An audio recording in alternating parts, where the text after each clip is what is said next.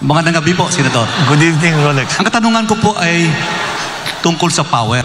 Oh, no. Alam niyo po, yung IPIRA, hinati yung bansa natin. Electric Power Reforms Industry Act, IPIRA. Ngayon po, ganito. Recently, ang Malacanang po ay naglabas. Pinirmahan ng Pangulo, Executive Order 164, adding nuclear power to the energy mix.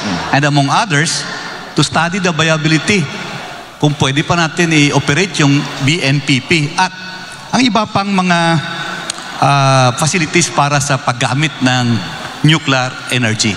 Pwede mo malaman kung ano yung isip nyo po tungkol dito? Kasi po mangyayari sa sunod na termino, ang 18 milestones. Ito po yung unang hakbang lamang. Marami talagang pinag-uusapan. Energy is hard. Ito, aaminin ko sa inyo, talagang pinag-aaralan ko, napakahirap ayusin. Dahil nga, yung ating sistema, the IPIRA law, marami talaga nakakontain dyan na kailangan pag-aralan ulit. Because ang reklamo sa buong bansa, both na consumers lamang at saka yung mga negosyante.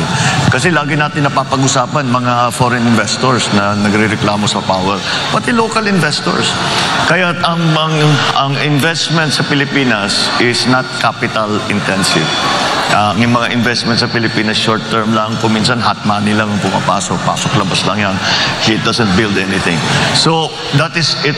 It is a major problem. At kung titignan natin ang mga projection sa pangyayari ngayon, just as a perfect example, narinig na siguro naman ng lahat na sinasabi na baka sa eleksyon magkakaroon ng brownout.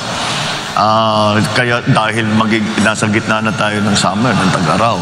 Kaya yan ang maliwanag na maliwanag, kulang na talaga ang power supply doon sa ating requirements. At saka yung idadagdag pa dapat natin para makapag-industrialize tayo na mabuti. Kaya it's something that has to be attended to. In other words, kailangan natin lahat. Kailangan natin lahat ng makuha natin na power sources para mabigyan tayo ng mas mura at mas malawak at mas reliable na power supply. Ngayon, maaari nating i-expand yung ating hydro, expand natin yung ating geothermal, but there's a very simple idea when it comes to the energy sector. It's something called the base load. The base load is the load that never goes away. The demand that never goes away. Kahit gabi, kahit araw, ito na yung mga planta na nagpapatakbo. So that base load has to be satisfied. Kaya kung hindi umiihip ang hangin, paano yung wind power? Kung gabi, paano yung solar power? Kailangan pa rin nung traditional. Ngayon, doon tayo mamimili. Although it's not traditional for the Philippines, nuclear power is already considered a traditional power source. So it has to be looked into. Yung sa BNPP, nag-offer na because if you, ang Korea has, I believe, 5 sister plants to the Westinghouse plant in BNPP. And they have offered, I always say it's ironic that the names of their plants are Core 1, Core 2, Core 3, Core 4, Core 5. Pero hindi tayo nagkaroon kahit isa. But they have offered to come with their technical people, and they have offered to come to give us an idea. Pwede pa ba ito? Because kahit pa paano, the BNPP, the Bataan Nuclear Power Plant, was supposed to go online with 650 megawatts in 1986. That's a long time ago. Marami ng bagong technologies, marami ng bagong requirements. So we'll see. We have to. I think we should be open to our Korean friends to come and to tell us if this is still viable or you have to do something else. When it comes to nuclear power as an idea, well, let's just follow the science. Because dito naging political sa Pilipinas. It's also political in other places, but in our particular case, the reason we have no power plant, nuclear power plant at all is pure politics. Did not really follow the science. So we have to look into it because there are even after Fukushima, when everybody was saying nuclear power is going to, we have to rethink, we have to, kailangan natin pag-aralan ulit yan, mukhang delikado. Walang nagbago ng kanilang pagplano na pagpatayo ng nuclear power plant kahit saan. Amerika tuloy-tuloy pa rin. Sa France, the majority of their power is already created by nuclear power. So in the other countries, ganun din. So I still think that it's something we should examine. There are many new technologies. One of the ones that we keep reading about are the modular nuclear power plant. They start with a small one. Gusto mong palakihin, bumili ka ulit ng module, ikakabit mo rin, palakihin mo ng palakihin hanggat gusto mo. Siguro naman kaya natin patakbuhin ang nuclear power plant. Wala naman, there's no reason na bakit hindi kaya ng Pilipino na magpatakbo ng nuclear power plant. So, it's something that should be part of the mix.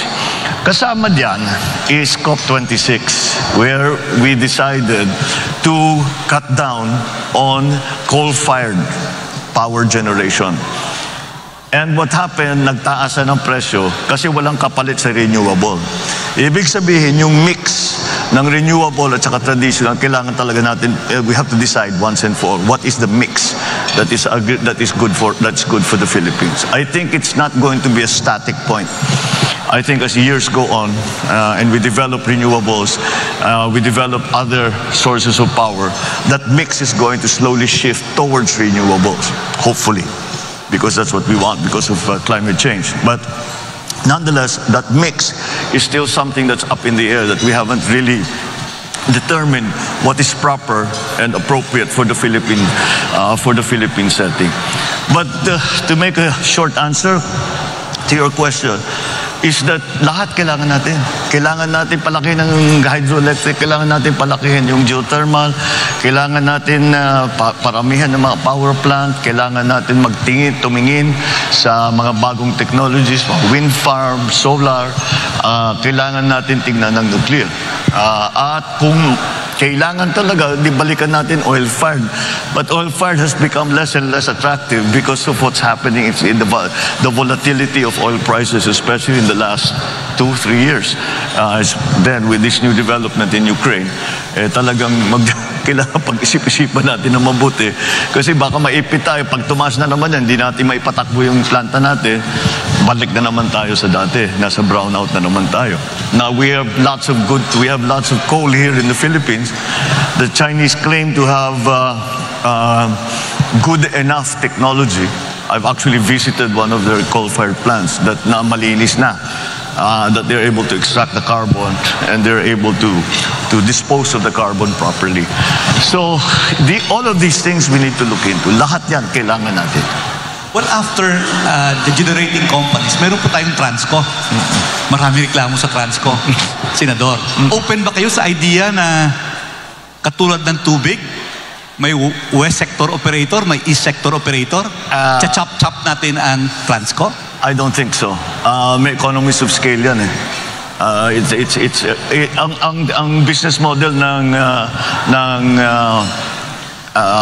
high tension na delivery na ginagamit ng Transco is the same as a tollway. You maintain the tollway, you collect toll, and that's how you pay for what you build. That's the same thing that Transco should be doing. Yun lamang siguro na hindi sapat. Sa amin lang, marami kaming pangangailangan dyan sa Transco. We were hoping to build a high-tension cable from Ilocos Norte to directly export the power we are producing via windmills directly to Manila because that's where the demand is. And it's more profitable for us. But hanggang ngayon, hindi pa nangyayari. And I'm not sure, I'm not privy to the board meetings and the discussions going on in Transco. So I do not know quite why wala pa yan. But yes, it really should be a simple operation na kaya madali lang naman patakbuhin dapat yan. Kaya pag-aralan natin kung bakit nagkakaganon.